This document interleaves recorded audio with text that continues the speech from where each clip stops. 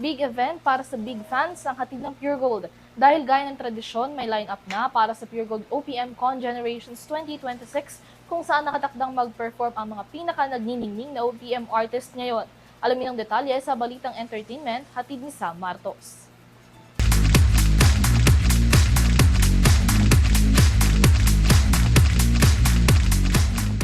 Muling magpapasiklab sa entablado ang ilan sa mga pinakaabang pangalan sa music scene kung saan mapapakinggan na ng ilang mga fans ang original Filipino music sa magaganap na concert ng Pure Gold.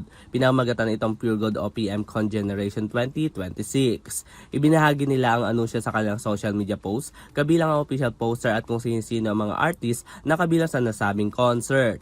Ang Pure Gold OPM Con ay taunang ginugunita upang suportahan at ipagdiwang ang original Filipino music o OPM na nagsimula noong 2024. Ilan sa mga pangunahing performer ngayong taon ay ang Kings of P-pop na SB19, Flo G, Skazakli, Kaya, Sonara, Sangkis Lola, Alamat at G22. Mabibili naman ang tiket simula June 12 sa piling Pure Gold Store sa buong bansa. Kabilang na dyan ang Taytay Rizal, Binyan Laguna, Anabo Imas Cavite, Valenzuela, QI Central, Cubao, Fairview Terraces, Tayuman Tondo Manila, Sukat Paranaque, Calentong, Cainta Q Plaza at San Pedro Laguna.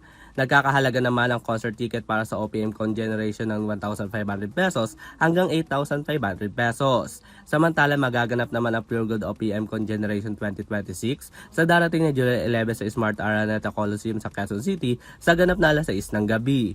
Para sa EuroTV Showbiz Balita, ako si Sam Martos, sumasaludo sa bawat Pilipino.